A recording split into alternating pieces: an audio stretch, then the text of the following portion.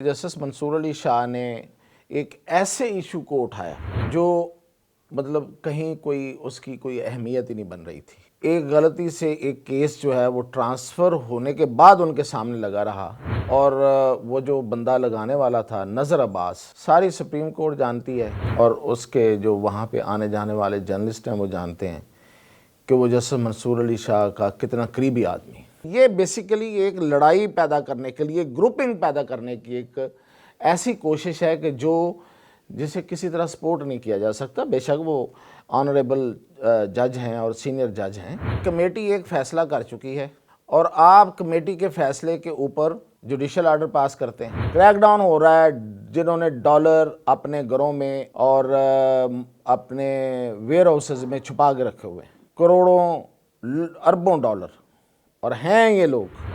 अस्सलाम वालेकुम नाज़रीन, आज मैं आपको एक बड़ी ख़बर दे रहा हूँ और उसके अलावा कुछ छोटी छोटी खबरें। तो बड़ी ख़बर ये है कि पाकिस्तान के दो वज़रा आला तब्दील हो सकते हैं अगले कुछ महीनों में।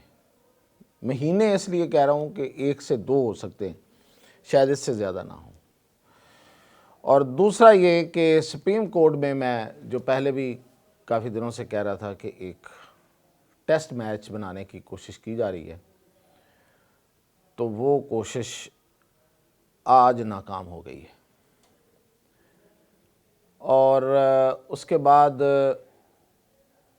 क्या हो रहा है, बैलेंस जो है वो किस तरह से किया जा रहा है इन मामलात को, वो आपको तफसील बताता हूँ। और फिर ये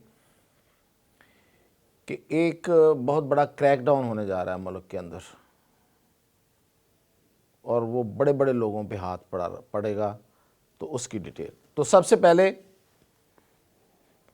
सुप्रीम कोर्ट में मैंने कहा था कि जस्टिस मंसूर अली शाह ने एक ऐसे इशू को उठाया जो मतलब कहीं कोई उसकी कोई अहमियत ही नहीं बन रही थी कि एक गलती से एक केस जो है वो ट्रांसफ़र होने के बाद उनके सामने लगा रहा और वो जो बंदा लगाने वाला था नज़र अब्बास, सारी सुप्रीम कोर्ट जानती है और उसके जो वहाँ पे आने जाने वाले जर्नलिस्ट हैं वो जानते हैं कि वो जस्टिस मंसूर अली शाह का कितना करीबी आदमी है। उसके ज़रिए ये सारी गेम को आगे चलाने की कोशिश की गई। और ये जो तौहीन अदालत का केस है, उसको जो कोर्ट प्रोसीजर होता है उससे बिल्कुल हट के उसको चलाया गया।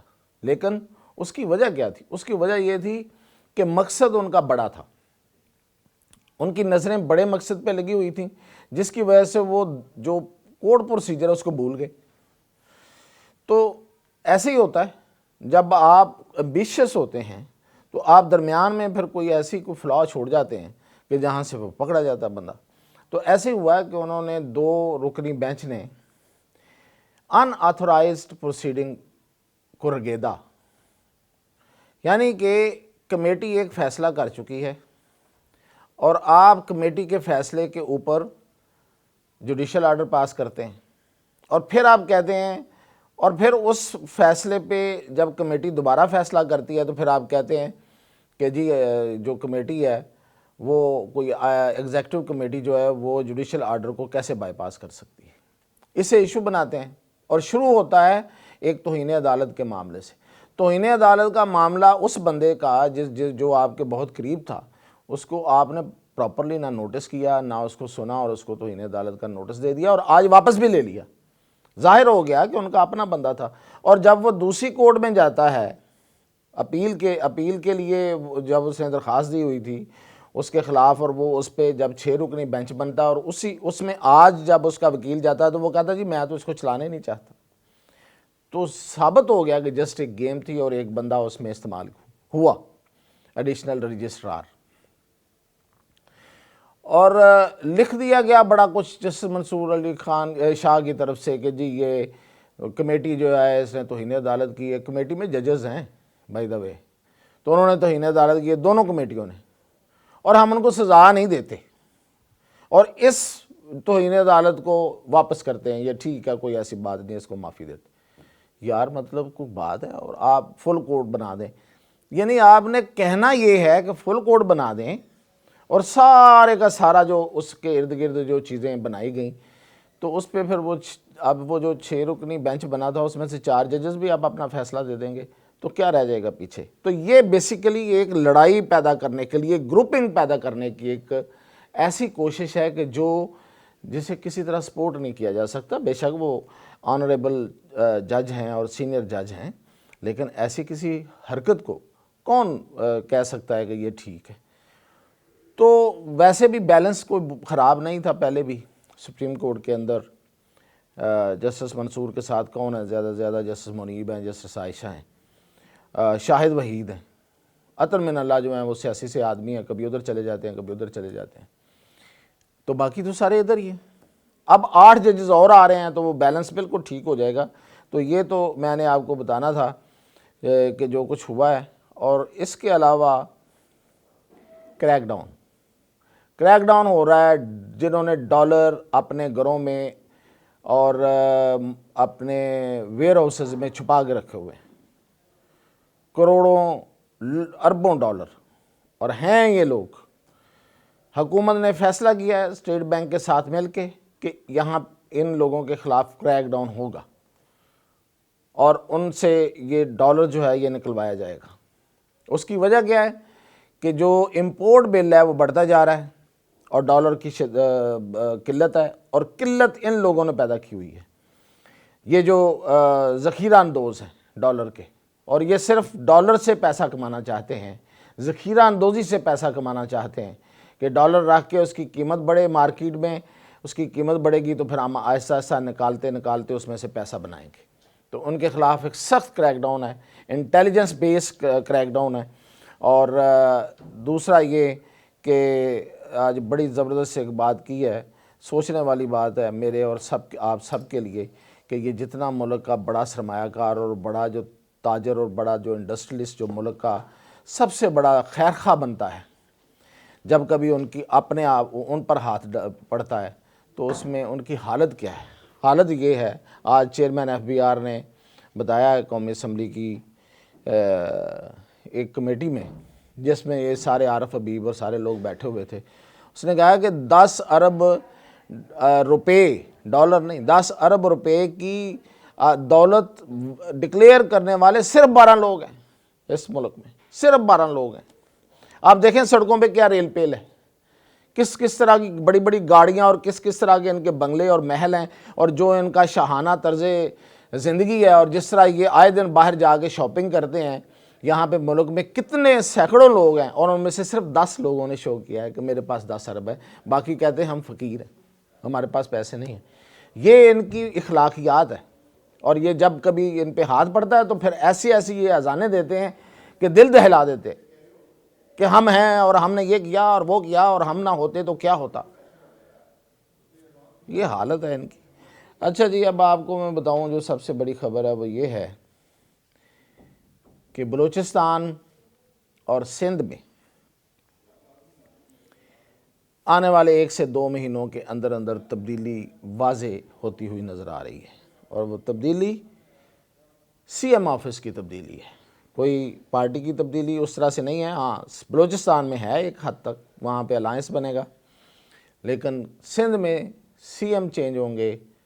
کیونکہ اس لیے نہیں کہ مراد علی شاہ اچھا کام نہیں کر رہے. مراد علی شاہ ایک ڈائنامک پرسنالٹی ہے اور بڑا پڑھے لکھے آدمی ہیں اور اپروچ بہت ٹھیک ہے، لیکن کچھ ایشوز اور ہیں، اور وہ اور ایشوز جو ہیں وہ آپ سن بھی رہے ہیں، اور کچھ ایسی چیزیں ہیں جو ابھی ڈسکلوز نہیں کرنی، وقت آنے پہ کروں گا. اور بلوچستان میں سرفراز بگٹی ناکام ثابت ہوئے ہیں. بلوچستان میں جو ایشوز ہیں وہ دن بدن شدت اختیار کرتے جا رہے ہیں، اور سرفراز بگٹی کی حکومت میں، اس کی کیبنٹ میں موجود جو سردار ہیں وہ ان کی بات سننے کو تیار نہیں ہیں. اپنے وزیر اعلیٰ کی بات پہ کان نہیں دھرتے. وہ کچھ چوتھے ٹیئر کی لیڈرشپ ہے بیسیکلی سرفراز بگٹی. لوگ ان کے منہ پہ ان کو ایسی باتیں سناتے ہیں. وہ ہیں بہت اچھے، یعنی اچھے سے مراد یہ ہے کہ وفاق کے ساتھ چلنے والے ہیں، لیکن ان میں وہ ان کی وہ طاقت نہیں ہے، ان کی وہ حیثیت نہیں ہے کہ وہ سرداروں کے ساتھ اپنے معاملات کو کر سکے. اور جب تک حکومت اس طرح کی نہیں ہوگی جو معاملات کو سنبھالے گی، یہ جو ایشوز ہیں یہ جو نہیں ہونے چاہیے، جو کم ہونے چاہیے، وہ بڑھتے جائیں گے اور بڑھتے جا رہے ہیں. تو اب اس میں مولانا فضل الرحمان سے رابطہ اسٹیبلشمنٹ کرنے جا رہی ہے، اور جو اسلم رئیسانی ہے جو کہ جے یو آئی کی سیٹ پہ کامیاب ہیں اور جے یو آئی میں شامل ہو چکے ہیں پہلے سے، ان کو لانے کی کوششیں ہو رہی ہیں. مولانا بھی مانتے ہوئے نظر آ رہے ہیں. مولانا نے جو 2 دن پہلے بیان دیا تھا کہ کوئی جغرافیہ تبدیل ہو رہا ہے، یہ بیسیکلی کوئی بہت بڑی بات نہیں تھی، لوگ اس پہ بڑے ہو گئے. اصل میں مولانا وہ پشتون بھی ہیں نا، اور بڑے باعث قسم کے پشتون ہیں. تو وہ ایک پشتون گروپ سے ملاقات ہونی تھی اور نہیں ہو سکی اور روک دیا گیا، جو بھی تھا. تو اس پہ انہوں نے ایک بیان داغ دیا تاکہ وہ جو کانسٹیچوئنسی ہے اس کو بھی تھوڑی سی تسلی دینے کے لیے. ادروائز مولانا بہت محب وطن ہے، حکومت کے ساتھ، اسٹیبلشمنٹ کے ساتھ، ملک کے مفاد میں چلنے والے آدمی ہیں، اور سیاستدان بڑے زیرک ہیں. تو اب وہ بھی اس معاملے کو سمجھتے ہیں، اس کی گہرائی کو، اس کی سنجیدگی کو، تو وہ بھی اسلم رئیسانی کو وزیر اعلیٰ بنانے پہ راضی ہو جائیں گے. رابطہ ہو رہا ہے، اور اسلم رئیسانی وہ بندہ ہے جو اس وقت سب سے بڑا سردار ہے بلوچستان میں، اور لوگ اس کا احترام کرتے ہیں، لوگ اس سے پیار بھی کرتے ہیں. تو وہ بندہ ہے جو سب کو لے کے ساتھ چل سکتا ہے. اور یہ جو ایشوز اس وقت درپیش ہیں ملک کو، خاص طور پہ بلوچستان کو، ان کے لیے، ان کی جو ان کو بڑھنے سے، ان کی گریویٹی کو کم کرنے کے لیے، بڑھنے سے روکنے کے لیے اسلم رئیسانی کی ضرورت شدت سے ہے. تو وہ بھی 1-2 مہینوں میں یہ ہو جائے گا. تو اب تک تھی یہ اپڈیٹ، مزید انشاءاللہ آگے.